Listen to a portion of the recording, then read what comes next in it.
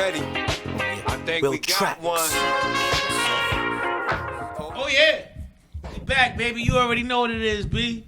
Got another special guest for y'all, man. You know what I'm saying? My friend right here, dear to my heart, B. We've been trying to get him on the show for a little minute, but I had some stuff going on. He had some stuff going on, but right now we back. Yo, I'm gonna hold you, man, like this. You got the Rucker, Uptown. You got Dykeman, Bronx. What up? You got Gertz, Brooklyn. Y'all already know what it is, Queens. We ain't even gonna name no more, man. But Long Island, we got the Mack, and we got the Mack in the building. That's Drew, what up, fact. baby? Mon, what's good, big bro? I appreciate you having me, man. Shout it out. Yo, it's here. Absolutely. Word. Yo, we try to set the show up for when it becomes spring. Okay. And spring is here. Yes, sir. Basketball's about to start. Yes, sir. How you feeling? I'm feeling good, man. March Madness going on. It's like it's here. The summer here. The weather getting warmer. It's here. I'm ready to go. Mm-hmm. Word. I'm ready to go. Yo, I love the camaraderie you got down at the basketball league. Yeah. Because when you pull up, you make everybody feel like they family. Right. What gives you that energy? Just really being from the town, man, and tapping in with people from the town, like really tapping into the grassroots, like community leaders of, people that wouldn't be community leaders on paper, for that matter, people that are really in the community, people that are really on the grounds, and I tap in with them. We tap in like year round, so when they come into the Mac, I try to make it feel, as home as possible for them. Mm-hmm. Word. I want them to feel as home as possible. It's a basketball game. Emotions get heated.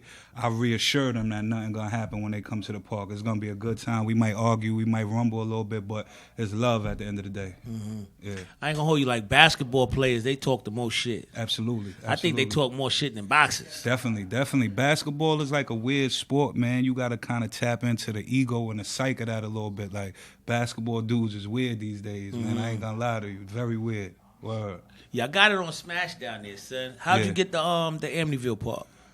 That was the park I grew up in, and just really going through the town. Miss Madeline Quinton, she was the commissioner of Human Services at the time. Frank Backety from the town of Babylon. They kind of pushed it for us to get into the park. The first year, it was a little rough. We got shut down by the first precinct. Then after that, I just tapped in, really, getting on the call with them early, like meeting with them in January, meeting with them in February, following up in March, and just continuing that process through June. So once it's there, they comfortable with it. Mm-hmm. Yeah.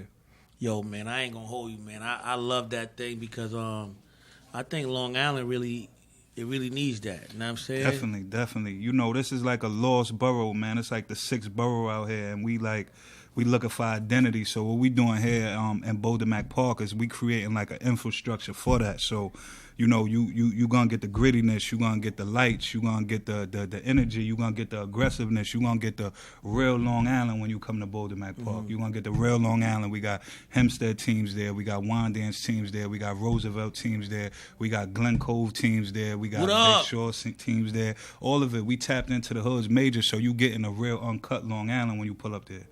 Yo, I ain't gonna hold you, son. Every time I pull up, it makes me feel like I'm uptown. You know what I'm saying? I used to work at on 55th for a nice amount of time, and this is how the Live at the Barbershop kind of started because I would just see, everybody, like basketball players, actors, rappers. For me working at that barbershop, like I done shook so many people's hands, you know what I'm saying? And that's what gave me the energy to do Live at the Barbershop. Like when I come to the Mac, I'm like, yo, I can't believe this is like one guy doing this. It seems like it should be like 15 of you, son. You know what I'm saying? You got the store. I'm definitely like the face of it, but it just ain't me. Like it ain't happening like by me. Like shout out to my partner. Talk about it. Yeah, shout out to my partner, Danny Lloyd. Me and him do everything together. He the founder of Minority Millennials as well. He be tapping in with me on the business aspect. We do everything together. Shout out Frank White, car plug. Y'all go get a call from him when you need him. He tapped in with the Mac Major from day one. Other people in the community that are just like heavily supporting, whether it's just financially, whether it's talking to the right town people to, give us permits a little bit later. Shout out to First Precinct as well. They stay in accordance with us as well through the summer to make sure nothing going on. So it's just a lot of people that's making this thing happen. It's my idea, but without everybody else collectively, helping me and tapping in with it, it would be impossible. I see you do a lot with the community as far as like the politicians and stuff like that. Yeah, definitely. You got any aspirations of doing?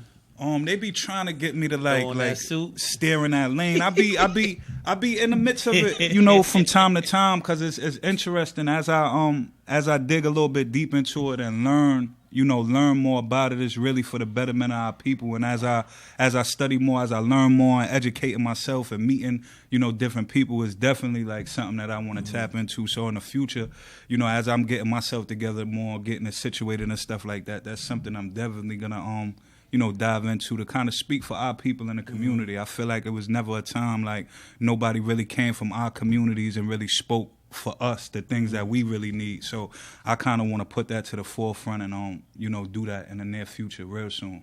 I like that because, like when we was younger, you know what I'm saying? I don't know how old you are, but I'm a little older. And it's like you would see the separation in age. Right. So like if you're a 20-something-year-old guy, you see 20-something-year-old people, you know them off the rip that they 20-something. You see a guy that's like 40, 50, he got on the members-only jacket, hard-bottom shoes, out of pocket. Music, out of pocket. Now everything is so blended. I think that's super dope that you jump into politics because it's so blended right now that you don't see the hip-hop guys, you don't see the street guys trying to aspire to do something better. You know what I'm saying? So what you doing that is like, I just want to give you them props right now. I appreciate that. You know what I mean? It's a unique time right now. J. Cole has said something on that Middle Child track a minute ago. He said, I'm dead in the middle of two generations. I'm little bro and big bro all at once. I kind of feel like that's the same situation with me. It's like, I got a lot of friends that are like older than me. I get a lot of insight from. I just sit around them and talk to them as well. But through the years, I see that they kind of leaning on me for advice as well, seeing what I'm doing. They kind of like, impressed by it to the point where they kind of want to change the way they move and kind of tapping into that. And the younger dudes, I had them since I was a younger dude. So it's like, I'm kind of like, not juggling, but I'm kind of like tapped into both generations. You feel me? Okay. So that's why it's more so of a priority because, like you said, like, you just see the dude with the members only jacket or something like that, and he coming to try to speak positivity into the kids. Like the kids need, somebody that they can identify with. So that's why I'm really like going 100% with it because I'm 33 right now, so I'm not too far removed from them. So they still remember me from being outside. They still remember me from being in the parks and stuff like that. So, I just feel like it's my obligation to change the narrative, especially with like young black men, the way we speak, the way we dress, the way we talk, just different things like that, really showing them that it's more than just like a street epidemic or a drug dealing epidemic. Like we could open up businesses, we can do different things for our community. We could have events and everybody get along and go home and go to sleep. So, it's definitely a motivation behind that because it's really for the people and more so the younger people, the younger brothers that's watching us coming up now. So let's talk about, this live at the barbershop, man. We do what we want to do. You know what I'm saying? Let's talk about what gave you that first fruit of saying, I want to play basketball. Let's talk about the start for you with basketball. I can't even remember, bro. It was just like I was doing it from, the time I could remember, like basketball and football. Just in the neighborhood that I grew up in Amityville, basketball was that. Like from the time I could remember going up to the park, the Boulder Mack Park, to now, it was a frenzy in the town. It's always going crazy. Basketball. We had a good run with our high school team. We had Jason Frazier. He was a McDonald's All-American. We had Mike James. He went to the NBA. We had AJ Price. He went to the NBA. We won 4 state championships in a row. We won like 6 Long Island championships in a row. Our high school coach, Jack Agostino, was inducted into the Hall of Fame. So we come from like a real basketball community out there. So, since I could remember, I was tapped in. Word. So let's talk about some of the guys that didn't make it because you always got guys that are just as good on the court as the guys you just named, but some of these guys don't have that schooling in them. Yeah, that's Let's definitely talk about some of those guys. That's a major plague in our communities, man. It's a lot of dudes that you don't really hear about that from the neighborhood that's a lot better than a lot of these dudes. Going back, you had dudes like Chris Shepard that was pretty good. You had a dude like Terrence Steven. He was like a triathlete, like track, football, basketball. You had, let I'm trying to think. Who else? Tamar Frazier. He ended up playing his senior year. That was Jason Frazier, younger cousin. But I felt like he was probably the most skilled out of all of them. Could dribble, could shoot, could dunk, could defend. He was real good, man. The list goes on, bro. It's from each generation, even down to now, it's kids that didn't really, have that proper processing to really, stay on the team. They get sidetracked by other stuff, but they're the better athlete. So, okay. And that's another, resource that we're trying to make ourselves available for, like really getting that talent out here and putting it in the right situation, getting them training, getting them to schooling, getting them on the proper teams, getting them just in a basketball environment. So, that's the biggest thing right there.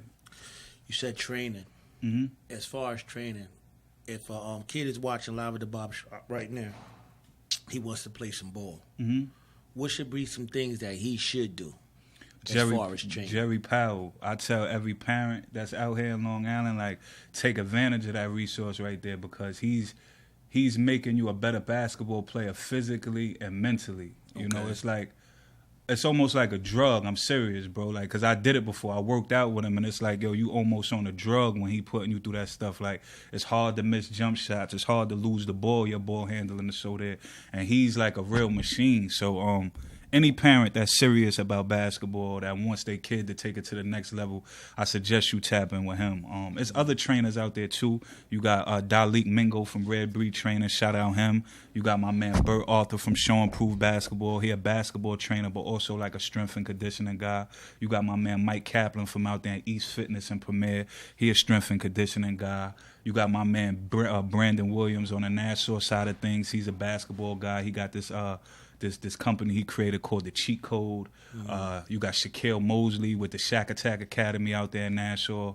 The list goes on, bro. And forgive me if I'm missing anybody out there, but the list goes on. It's a basketball. The island is like a basketball frenzy right now. So it's a lot of directions that you could go in if you want to get your kid the proper training. Okay. Well, how would they go about coming on the team to represent that Mack? Oh, to represent the Mack, the registrations is about to go out, probably about to be out like in another 3 weeks. We getting ready for the banquet. We got the Proud to Pay pop-up coming up. So that's probably be like mid-April. We'll drop the promo for the Mack. June 18th is going to be opening night.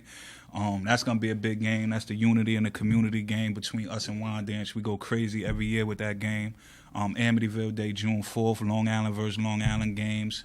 I don't know exactly who we going to play against. It's either going to be Hoops in the Sun or it's going to be Zone 6 from Brooklyn. Mm-hmm. So I'm setting that up right now. We're going to have a dance contest out there and all of that. So we just putting it together, man, really for the culture, really for the people out here in Long Island, just to really have a good time, man, and see what the island got to offer. Mm. Would you say, you know what, this town right here is kind of like busting a lot of ass? Mm-hmm. Who would that be? Right now, like I said, the island is up right now. Like I'm saying, if you pay attention to college basketball, there's a lot of Long Island young boys running the show this year. So, Wyandanch definitely got gunners. You know what I'm saying? Amityville definitely got gunners. Brentwood got gunners. Brentwood got gunners. Like you know what I'm saying, they got gunners. Nassau, Hempstead always got gunners. The Velt always got gunners. Glen Cove got gunners. You even take it out east, out there to like Coram, the Middle Island area out there, they got gunners. Shout out to my man George from out there, the whole Longwood, man. Shout out my man Josh Blue. They been putting in a team every year in the Mack, man. I can't forget out east, man. They got some ball players out there. Shout out to Alonzo brothers, Clarence and Vernon Alonzo. They put on major, so shout out them, man. It's a Long Island thing. Like a lot of them before the Mack even came about, they was in the Mack playing ball, just coming through on some regular stuff. So to see it happening, full circle like this is just it feel good for me, but also dudes that really paved the way before me. They love to see it. Like they really genuinely happy that it's happening and what it's doing to the scene of Long Island basketball. So it's a good thing. I knew you for a nice amount of time. You know what I'm saying? But we met like through the barbershop. Right. You know what I mean? So, guys would say, oh, yo, he did this and he did that. But I ain't gonna lie, I had went to Jerry's spot to do a little exercising, you know what I mean, try to get in shape. And you pulled up. And you was doing some moves on the court. Yeah. And I'm like, yo, this this guy really got it, son. Yeah. You still train? Right now, I'm training because we got an alumni game April 9th for Amityville. So I'm training. I'm getting back into it. I got a 3-point contest. They lumped me up against Mike James first round. So I'm really focused with that. Had a little small injuries here and there that kind of like set me back. But for the most part, like I'm focused. I'm looking forward to that. Like it's a big thing for me more so because I feel like it's an opportunity for everybody in the town, old, new, present, to kind of like still put on. Everybody, I'm sure, feels like they was a better basketball player than they was when they was in high school. So it's like we coming back. I'm going to be able to match up with some of them guys that was like before me, the A.J. Prices, the Tristan Smiths, the P.J. Smiths, the Mark Johnsons. It's just going to be a good thing, man. I'm excited. I'm glad that they put it together. It's really good for the town. It's just going to be like a whole weekend of, you know, almost like a class reunion, bro. Everybody getting back together, everybody seeing each other. So, you know, I'm excited. And at the same time, we getting in shape. I really wasn't playing basketball like that, like every day like I used to. So it forced us to get in shape. So, you know, that's a good thing. I'm in decent shape right now. I'm like 78%. Another 2 weeks I could be back to like 85. I was like 85, but like I said, I had a little small injury. So now I'm kind of like, you know, walking through. I'm having walkthroughs and stuff like that, but the form and emotion and everything's still there. Well, let's talk about a day in the life of you. Entrepreneur, got the Mack store, you got the Mack clothing line, you got the Boulder Mack thing going on. You be around a lot of politicians. It's a lot going on. So let's talk about a day in the life of non-stop, man. I'm getting up. I'm in my books right away. Proper planning prevents poor performance. What time you hopping up? I'm up like 7 o'clock every day. I'm in the Early books. bird. Yeah. I'm in the books by like 8 o'clock. This time change thing kind of like got me dragging a little bit. I ain't gonna lie. So I've been dragging like this last week. But usually I'm up by like 7. I'm in my books by 8. You know what I'm saying? And I'm planning my day out by then, seeing what we need for the store, seeing if there's anything we could add for the store, seeing if there's anything we could add on like the basketball aspect. Just continuously grinding. You know, then I got to go to my regular job. I work for the town of Babylon, the youth borough. Shout out Rich Schaefer. Shout out Claire McKeon. I'm there all day for the most part. Then I'm into the youth centers. I go to the youth centers to tap in with the programming for the kids. After that, I'm probably going to the store to check up on the store. After that, I'm back into my books to kind of like the finish the strategy. Like it's an all day thing. People that follow me on these social sites, they see every single day I'm in my books. Proper planning prevents poor performance. So it's like everything I do, I try to like hit them with stuff after it. It's a counter. It's a plan for everything. So like now we got the Amityville Day situation coming up. Following that, we got the Boulder Mack. But I skipped ahead. Pardon me. April 8th, we're going to have the Proud to Pay pop-up shop. We releasing the hoodies. Okay. Those hoodies was like a Long Island piece. We releasing those for $200. It's a collectible. It come with a box. It come with a Boulder Mack premium bio card, and it's gonna come with like a proclamation that got like the history of the tournament. So fire. Yeah, we hitting them with that inner remarkability. So that's April. May or June, we're going to have our second annual banquet. We're going to be at Baiju over in Melville, or we're going to be at Obsession. Whichever one of those spots work out the best numbers for me. I'm speaking to them right now. So we're going to do our banquet. After our banquet, we're going into the Amityville Day situation. That's the Long Island versus Long Island games, 3-point contest, dunk contest. Then after that, we opening up June 18th for the Boulder Mack Park thing. That's going to be 8 weeks throughout the summer. From there, it's like we starting the wheel all over again. So October, I have my 3-on-3 tournament like I did this October. November, I have my Thanksgiving tournament again. We did a community feast and we did a turkey give back. Okay. Christmas, we have a Christmas tournament. We'll do like a toy give back for the kids at the same time. February, we just did our camp. We had over 160 kids there. Dope. Yeah, so, February. Then March, we usually do a March Madness, but we didn't do that. Then, the banquet, then Boulder Mack Park come around. So we trying to keep that, like, spinning and just keep adding on to that. So, that's pretty much, like, the day in the life, man, just really planning and, just trying to make the next move, the next move stick.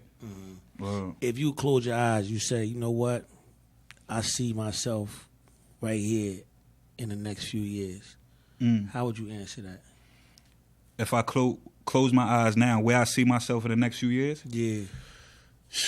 Man, it's scary sometimes, man, because, like, I be having this conversation with my peoples all the time. Like, it ain't no telling, man. Like, sky's the limit. Every day, like, I wake up, like, it's like a new vision. It's like a new level I feel like I'm tapped into. So, and I know how to sacrifice now. So, like, I'm at the level now where it's like a little bit different. I didn't understand what I was doing before. Mm-hmm. Now I kind of understand. And now I sacrificed and I see what comes from the sacrifice. So, it's like when you learn how to lift weights and you seeing that the muscles is getting big now and you got it, like, I feel like it's like that now with the situation. I got it. So, 5 years from now, it's a long time, man. Sky's the limit. I definitely see myself still doing community work. I don't know. I don't want to sound too crazy or nothing like that, but you gonna see me. You gonna definitely see me. You definitely gonna see me. I'm gonna be here. You got any music guys want to come up? I'm tapped into the music, man. Heavy. You know, I love the music culture. I don't have any personally, but it's just a lot of artists right now on Long Island that I'm paying attention to. I'm a real like rapper. Like I like Benny the Butcher. I like the Griselda thing. We got a dude from Long Island that's out here. Ruck Porter, he rhymes. He's pretty good. We got Passport General. He rhymes. He's pretty good. Kid is fire. Yeah, definitely. We got FK Mar. He be up in here. He's a problem. He's from Amityville. He's good. Got my man Rod from over there in Copeg. He just came by the store last night. Shout out to him. He putting out good music. J.O. Draft Pick from out there in Nassau. He putting out good music. DJ Scooter from Nassau, man, he turning it up, bringing a lot of influences out here. So, you know, I just support those dudes, man. Whatever they putting out, I'm reposting. If they got a song, I'm checking it out. And I'm giving them honest feedback when I see them. I'm not telling them it's fire and it's not fire because I feel like I'm doing the whole island a disservice if I'm doing that because they're going to continue to push the fraudulent product. I want the real thing, so I give them my honest feedback. I like that. Honesty is the key. You know what I'm saying? Every time I see you, real honest dudes, stand up, you know what I'm saying? And that's what a lot of men should be striving for, you know what I'm saying? How do you give that to the kids that are young guys that come around you for the basketball? Really just having integrity, man. Like, from younger guys to older guys, I never asked nobody to do something that I wouldn't do. So I really move with high integrity. Like, kids be watching sometimes when you don't think they watching. So I don't take shortcuts. I really thug it out, even if it's the harder way. Like, I try to just make sure I'm on top of my game. So if they see me doing anything, like, I make sure it's the right thing. So, you know what I'm saying? Just really being on myself extra. Like, myself is, like, I feel like the only thing that could stop me. So just really checking myself, holding myself accountable, and just really footing the movement, man, leading by examples. Leaders lead from the front, you know what I'm saying? Like, when you're doing an Indian run on a basketball team, you want to be the first dude around there. So that's how I'm on it with my whole business, with my whole community, with, like, everything. Like, I'm just, like, putting in the right work. I feel like with basketball coming up, like, I felt like I was, like, putting in work, but I really wasn't putting in work. I'm just in a park shooting jump shots, doing spin moves. Like, I could have been with Jerry when I was 10 years old. It was dudes that was in there with him when they 8 years old. That's the real work. So now I'm applying that same type of, you know, work ethic to my business, to my community, to my store. So, you know, I feel like I kind of got the not the know-how, but the ambition and the work ethic to get it done. Yeah. Okay. I'm going to tell you a quick story real quick. You know what I'm saying? I'm from Mount Vernon, you know what I mean? So out there, the projects I grew up in, we got on 4th Street Park. And we would always have games and all that. Should be packed. Crazy. People on the fence. So I'm a young guy out there chilling. And you got people on the fence. DJ out here is crazy. And my man Rasul seemed like he, like, climbed up a ladder and dunked it. Boom! Like, it seemed like that. Like he just was like, kept going up and dunked it. Boom. That was real epic for me. And then I moved to Long Island and I'm watching my man Free God play. And the coach was screaming to him, pass the ball to Perney. And he just looked at him and shot it. The coach went crazy. Mr. Hasten, he had a weird voice. He's screaming, why would you do that? Went in. Pop! Crowd go crazy. I'm like, yo, this is crazy. So I move out here and I hear a lot of stories about Woogie pulling up half court. God bless the dead, man. God bless the dead. Woog, too, man. Shout out to Woog. Crowd go crazy. Let me get some epic stories from you where he's like, yo, the crowd went nuts, son. This shit really stands out, B. I'm gonna take it back. To we played Wine Dance my senior year. We played them my senior year at Amityville. They had Cam and they had Chris, the Barber brothers. They was like turning the island up. And we jumped out on them like 7-zip. We got a jump ball play where we tip the ball, get a layup, I go for the layup. We came down, score right away a few times. So it's like 8-zip. You know what I'm saying? We're like, yo, we about to blow them out, man. Like, so he gets the ball. This is before Steph Curry was doing all of this, the logos, and Dame Lillard and all of them was doing the logos. So it's like 8-zip, 9-zip. They get the ball. He gets it. He crosses half court, maybe like 2 steps. No exaggeration, like 2 steps across half. Let it go. Nothing but net. I'm like, he can't. Mind you, I play AAU with him. We played for Team Underrated with Dre growing up. Like, he can't do that. He can't do that again. That's good defense. I'm telling my man that's good defense. Comes over, does it again.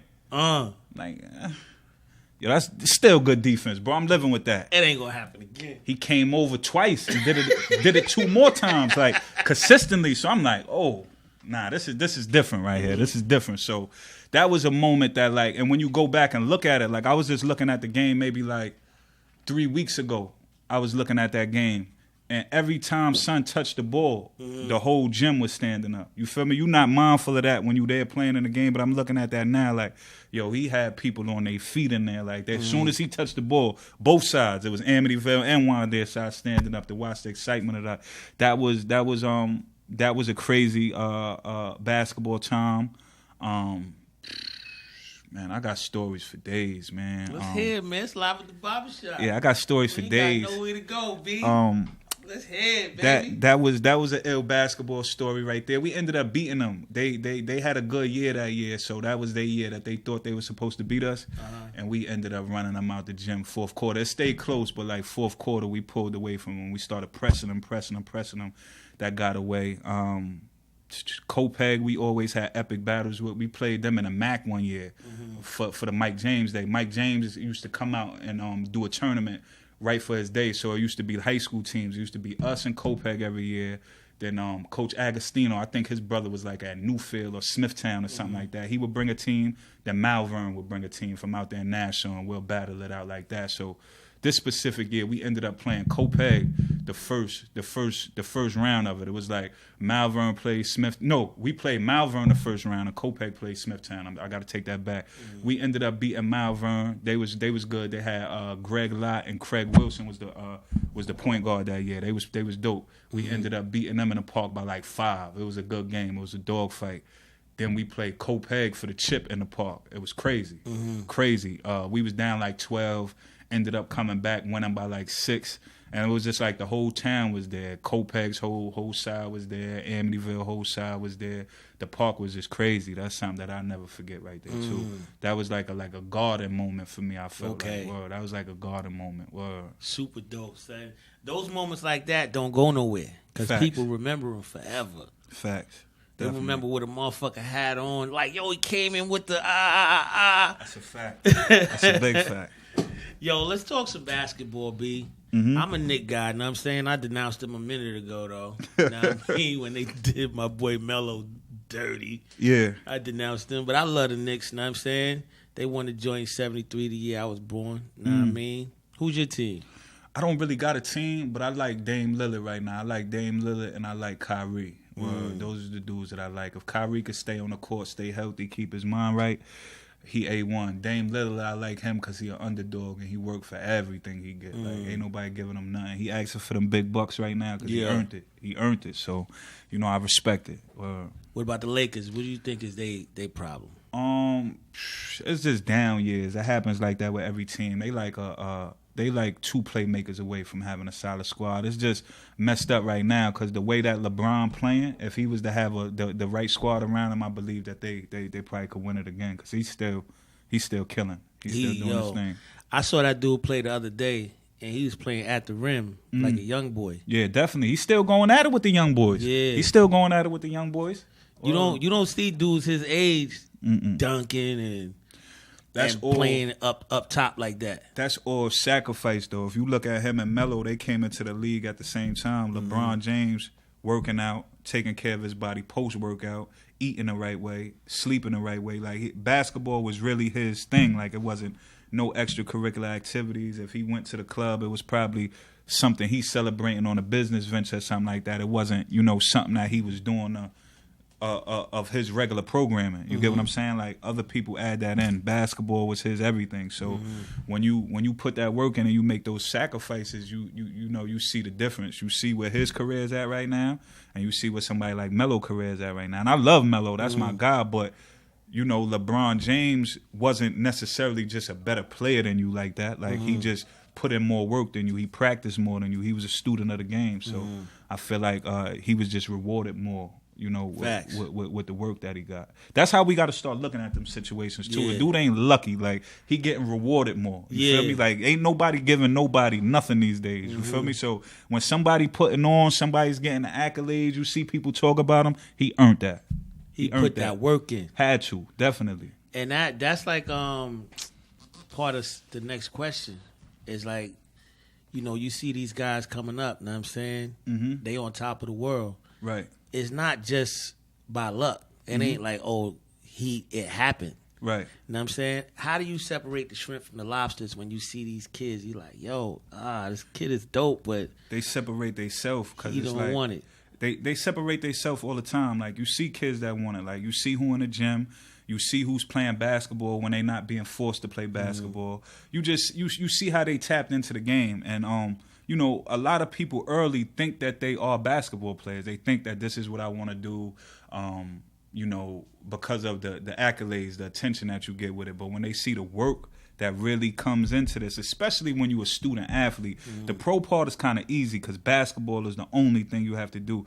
But being a student athlete and maintaining the GPA, having to get to class, still having to, maintain a code of conduct. You can't get in trouble. You can't be late. You can't fail these classes, so on and so forth. It's like an extra pressure on top of basketball. And once you get to the college level, it's way bigger than basketball.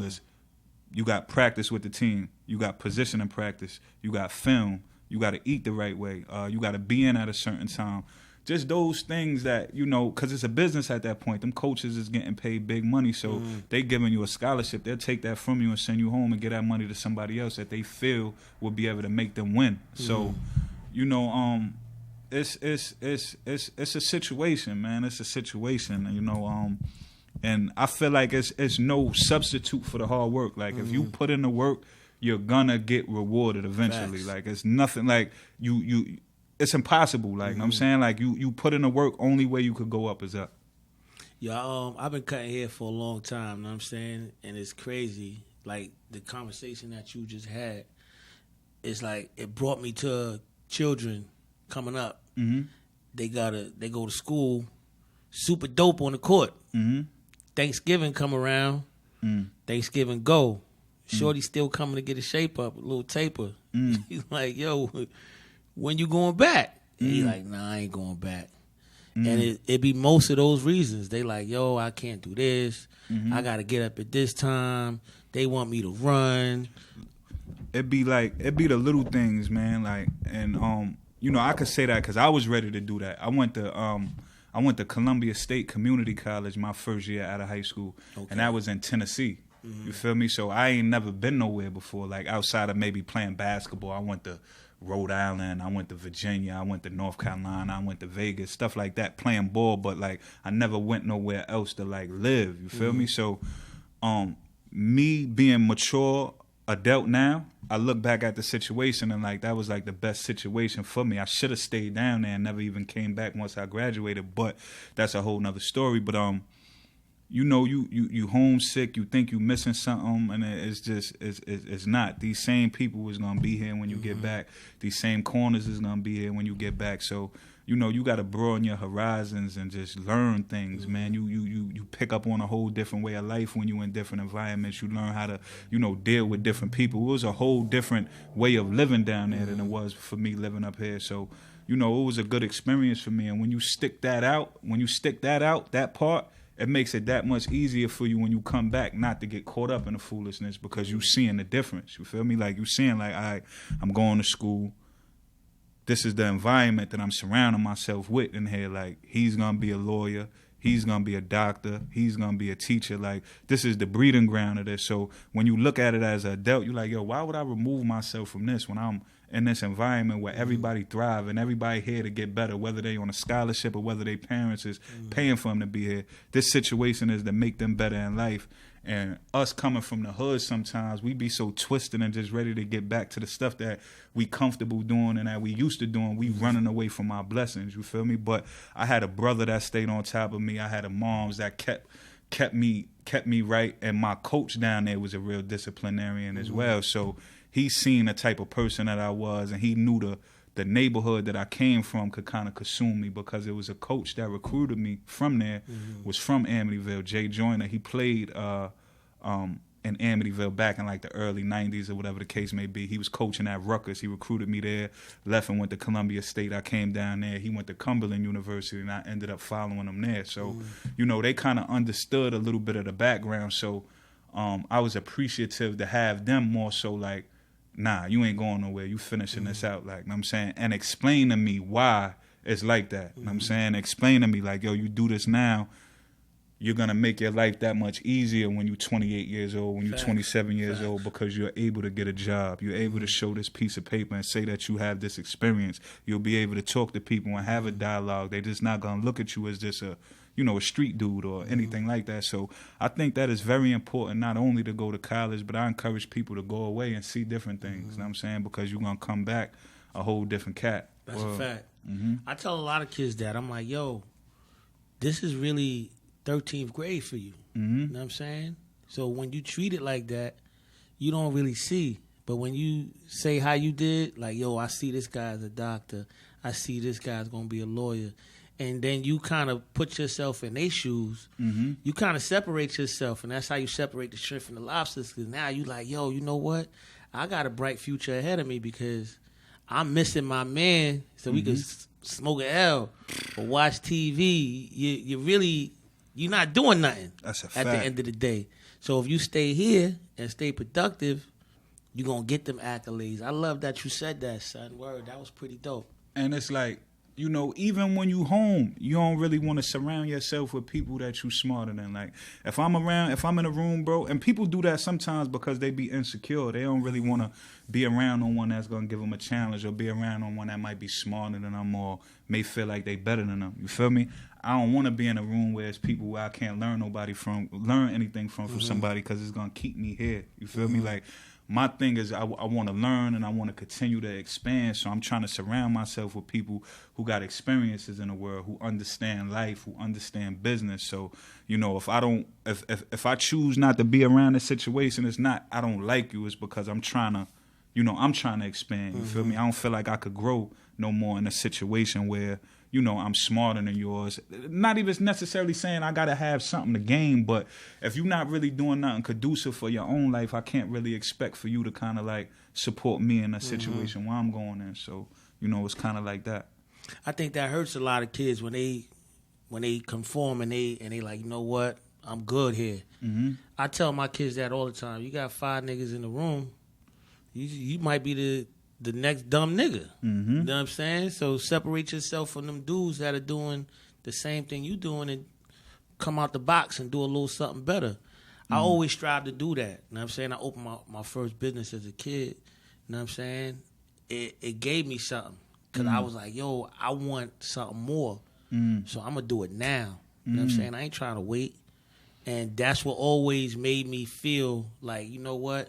I need to be around guys that's going to support me and make me think like, yo, I can do better than this. I always loved that, son. You know what I'm saying? That's super dope you said that. Yo, let's go back. You know what I'm saying? You said you went away to college. You know what I'm saying? Were you really homesick the first time you... All the way homesick, like crying, calling my mother crying. Me and my brother fighting on the phone like, yo, look, you staying down there. Like, you not coming up here. Like, real talk, I tried to fail out. Like, you know what I'm saying? That's what I tell people too. Like, yo, bro, I'm not the book smart person. I'm not a school person. Like, I tried to fail in college and I couldn't. That's how easy college is. You feel me? So people that got the misinterpretation of college is hard, it's not. Like, they giving you all your assignments at the beginning of the semester. You could kind of take your test with your classmates, all your papers you got, whatever it is that you gotta, get to get it. It's just really time management more so. And I feel like that's the beauty of college more so than getting the actual degree. I feel like, yo, this is what you gotta do. This is the time you gotta do it. And I don't want to hear nothing when the time comes. So I feel like that's the part that's getting people ready for the real adult life. Like, yo, look, the first of the month, the rent is due. If you don't got your rent, your stuff going to be outside. You feel me? So I feel like that's the correlation in real life, that college, for me, more so, was most important. You got people that's going there to study medicine. You got people that's going in there to be bio majors. But I felt like for me, that was more so my real life experience, adjusting to a whole different culture of life. And also seeing, like, you have to manage your time the right way or you just going to be consumed by everything. So as far as, like, the Mack, Boulder Mack, are you guys getting together, talking to some of these young guys that are trying to come up and tell them little simple things like that? All the time. Like, Boulder Mack Park just isn't a summertime basketball tournament. I kind of gave you, like, a brief rundown of the things that we're going to do, but character education and career readiness is, like, one of the main standpoints that I stand on. It's a couple acronyms that I got for the Mack. With the podcast that we doing, it's called Welcome to the Mack, Music, Athletics, Culture, and Knowledge. But on a basketball career ready tip, it's called Making Athletes Career Knowledgeable. So, like, the camp that we just had, we not only, kicking it with them about basketball. Basketball is debate. Kids want to come. They're going to play basketball. They're getting free shirts. They're getting trophies. Cool. So now when we got you about the basketball, we can explain to you about the educational piece, how important education is, the core credits that you need leaving middle school, going into high school, the GPA that you need. School ain't for everybody, so we try to give people career readiness and give them entrepreneurial tips. Workforce is big, people like police officers, plumbers, electricians, the HVAC people. They are all homeowners at this point. Reinvest their homes, sent their kids through college. They got a good life. You feel me? We never really capitalized off of that. So again, I just want to make this resource, accessible to all of the people that's around here because they're not really privy to this information. So that's another thing that Boulder Mack is on, just making them privy to that information and really getting them career ready. The approach and just knowing is just the whole thing. Like, I just learned a lot of this. I'm 33, like I said, I just learned a lot of this when I was like 28. Before that, I was clueless, just wanted to play basketball and mess with girls and stuff like that. That was it. So now that I know that, like, I'm saying, this is the approach that I could kind of kick it to them to make them understand it, not just say it to them. I want them to understand it so they could leave there and kind of like have a direction where they moving at. And I feel like that's very important, and I feel like it's possible, though. It's possible when you holler at the kids the right way, they understand where you coming from, and you explaining it to them from a empathy point of view. You just not saying, yo, I started Boulder Mack Park when I was 20-something years old. Now I'm here in 2022, and this is what's going on. Nah, explain to them the process. Y'all started Boulder Mack in 2017. I got shut down my first year. I had to go and holler at this politician. I had to go holler at this community leader to get this better. Now we leverage it to where it makes everybody look good. This is something that we bringing together for the community. So, explaining that to them, explaining, why we speak to the elected officials, explaining to them why I encourage kids to become police officers. You feel me? Explaining to them why it's important to go to tutoring for the SAT. Explaining to them why it's important to be career ready.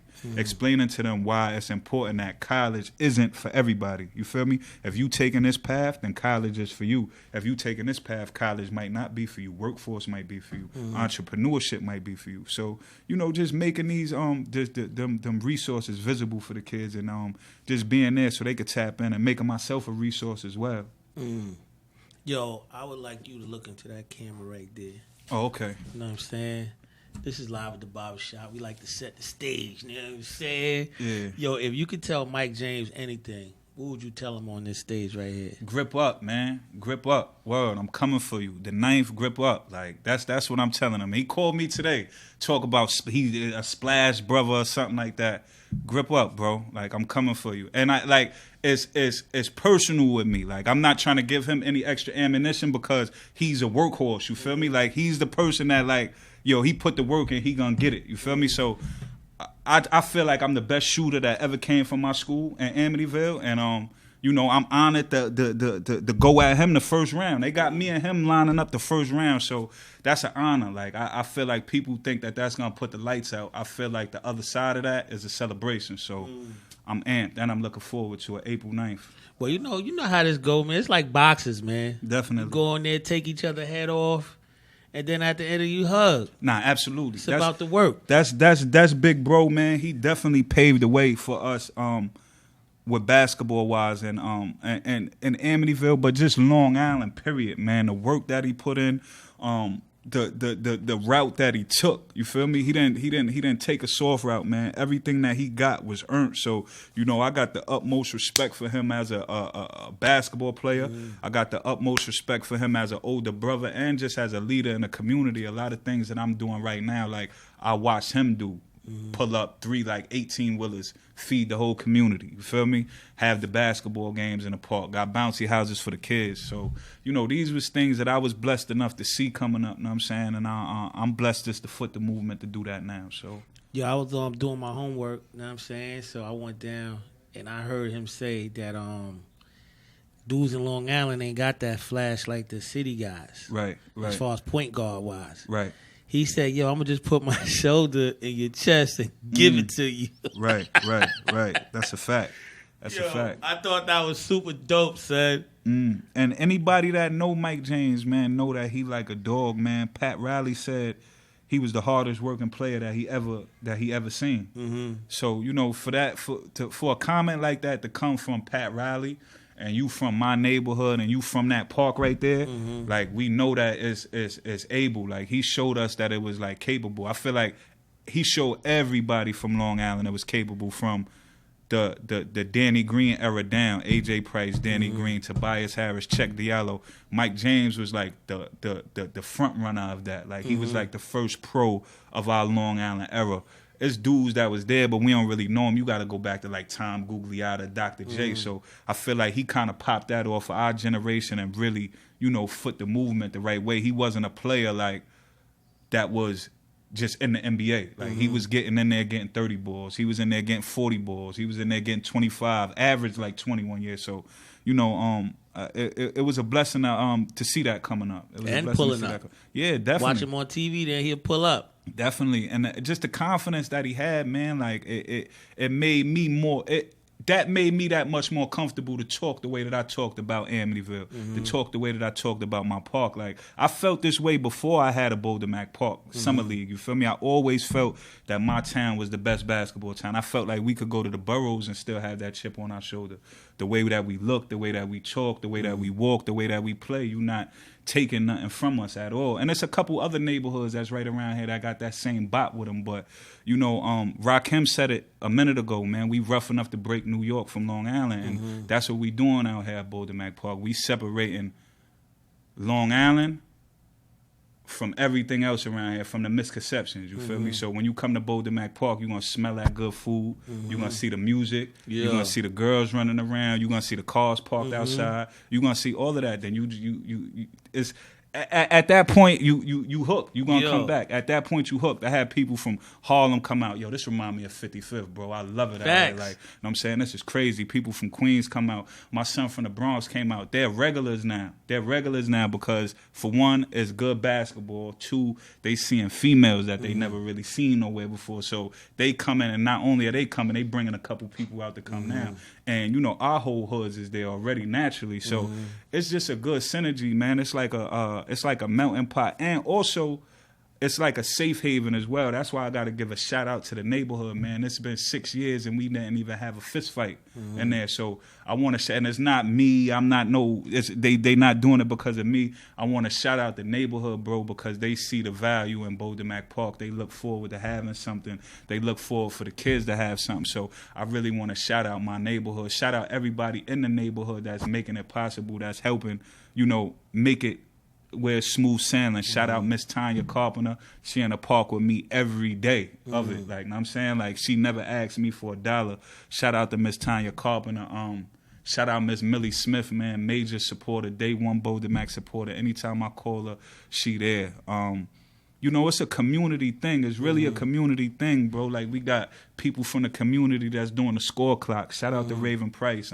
We got people from the community that's doing the cooking, man. Shout out my boy Slug in the Comb Depot. Shout out Mama Love, man. We bringing them barbecue wings back to the park this summer. I heard about those.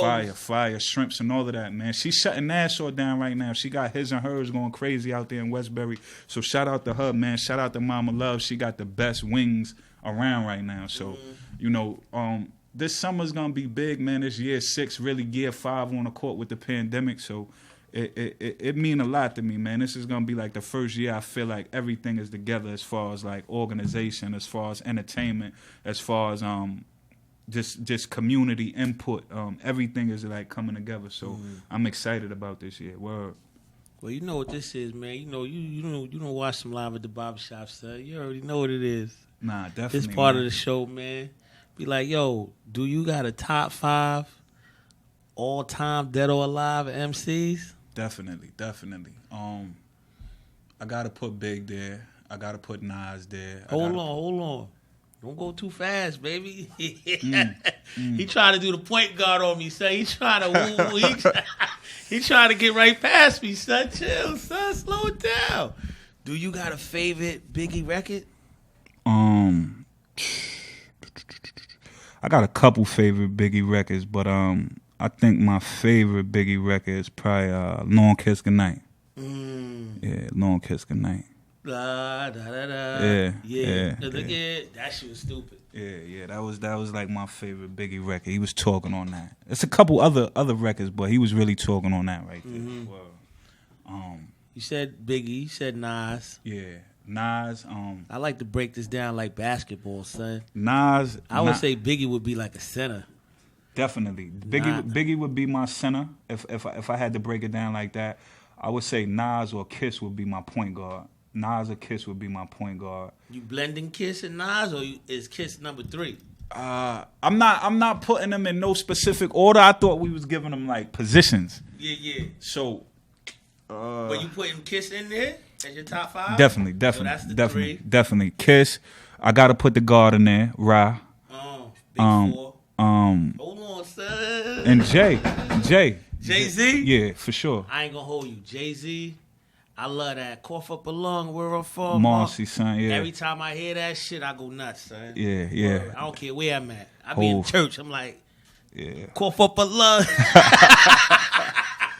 It make you want to rep your neighborhood, man. Facts. That song, even though he talk about Marcy, man, like when he's saying that, it make you feel like you repping your neighborhood. Yeah. Word. It make you feel like you repping your hood. You got a favorite Jay record? My favorite Jay record, I got a lot, man. I listen to Jay all the time, man. Probably Streets is Watching. Yeah, probably Streets is Watching. That's my favorite joint. My street mentality, foot bricks forever. You know me and money like armed co-defendants. And we stick together, did whatever for this cheddar. Ran my game into the ground. Hustle hard as a secret indictment time came around. You could look up and down the street and can't be found. Put in 24-hour shifts, but that ain't me now. Got a face too easy to trace. Niggas' mouths got slow leaks. Had to hide between my workers, couldn't pay them streets. Yeah, that's my favorite whole track right there. He was talking. I got to put it together for that one. He was talking. Yo, let's talk about Jay-Z. Real quick, son. Do you feel a certain way when you hear Ether? A lot of guys that love Jay-Z, they be like, yo, turn that shit off, son. Nah. Ether fire. Ether. That's one of my favorite Nas songs. But that right there, I feel like was a situation where Jay-Z just took him a little too lightly. Yeah. You feel me? I think because Nas was asleep at that time. You got to remember, it wasn't really too much of nothing coming out of Nas. He was going through a situation with his mom. They was just gunning at him, taking shots. And, for like 2-3 years, he never said nothing. One up. You feel me? So I feel like he just was like, all right, I see what's going on. Like, let me get in the lab. Because, they've been taking shots back and forth since, like Raekwon. Like, since day one. So, real hip-hop heads was tapped into that. Like, like, what happened was Hove took him lightly. He been taking shots. He probably didn't think he was going to come back. And that Ether was just, you feel me? That Ether was just something different to where he couldn't. He came back, but Ether was just too real, man. It was just too real. It was raw. He was spitting. Boy said, "Oh, I get it." he Biggie, and you. I was like, yo, right there. I was like, yo, son, stop the record, son. That was ugly, man. That was ugly, man. Wow. Yeah. What did you think of that Super Ugly? Since you said it. It was a dope track. At the time, I liked it because I was a little bit like, I don't want to say little, but I was really immature at that time. Mm-hmm. So I liked it a lot. But now that I'm a little bit older and I study both of those, that whole rap battle, I feel like it wasn't really nothing like that. I think he just, like you said, he took that kid so. He took him lightly, and Super Ugly was super personal. Yeah. So nobody really like maybe Nas and Shorty like felt it, but like nobody else really like, you know what I'm saying, understood how, what she was doing. I think his moms made him apologize or something like after that track, because he got super personal, like he was disrespectful. Yo, he said he skeeted on the baby seat. I'm like, come on, son. The baby, man, that's crazy. Come on, son. Yeah, that's crazy. That's crazy. I ain't gonna hold you. Said I didn't really like that shit. Yeah, that's crazy. I was like, he needs a little black eye or something. Definitely. I knew Nas was the one to do that. But yo, this is Live at the Barbershop, man.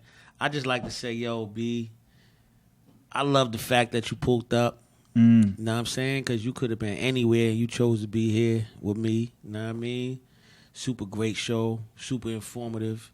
Yo, I just can't wait to pull that 840 out and pull it on the side of that park. Yeah, definitely, you know what I mean? Man. June 4th, man, Amityville Day. I'm gonna have a layout of that coming soon, man. We having a basketball game, high school boys, high school girls, adult men's, adult women's. We gonna have a dance contest for the community. Shout out to Vanette's, my girl Whitney. She gonna tap in with me for that. That's gonna be a big thing. June 18th, man, is Welcome to the Mack, biggest basketball tournament in Long Island, one of the biggest basketball tournaments in New York State. So, we turning up, man. We just excited, man. And this year 6 is going to be major. Yo, give them the Instagrams and the address to the store. Because if they not pulling up to the store, then we don't even want to talk to them, B. Proud to Pay pop-up, man, April 8th, man. We got those hoodies, only 25 of them, $200 hoodies, man. Y'all come pull up and support 233 Broadway, Amityville, New York, Amityville Village. Follow us on Instagram, Boulder Mack Park. Follow me on Instagram, Andrio DG. Follow me on Facebook, Andrio DG. Follow the Boulder Mack Facebook page, Boulder Mack Basketball. We here, man. Sweatsuits, hats, shorts, T-shirts. We got some other brands coming in, man. Y'all tap in. Yo, your merch is super hard, son. I like the shit. Oh, I almost forgot, bro. I bought you some stuff, too. I'm glad. Oh, shit. I get gifts, B? Yeah, definitely, man. You got the classic hat, man. Hold on, son. And I'm going to Miami to shoot some videos. I bought you the new designs. This is the Crenshaw. I'm rocking this shit. Crenshaw-inspired shirt right there. That's in script. Do y'all see this shit, B? Do y'all see that, B? Got you the red joint as well. Do y'all see this? Watch me. Y'all see that Ang Bang Dumb Out video. Y'all gonna see this in the video, son. Then I got you the joggers as well. Okay. Yo, dumb out. That's how I like to say it, man. Because I ain't gonna hold you, son. Around here, we love to say, hold on, I see the colors kind of blending, son. I gotta get this shit right, B. I got my boy on here, son. The colors gotta be right, B. Know what I mean? See how we matching now, son? Oh, yeah. Yo, I ain't gonna hold you, son. Around here, we love to say, if you build a tight foundation, your roof won't collapse. Bang. Ready. I think we got one. Hold and bang.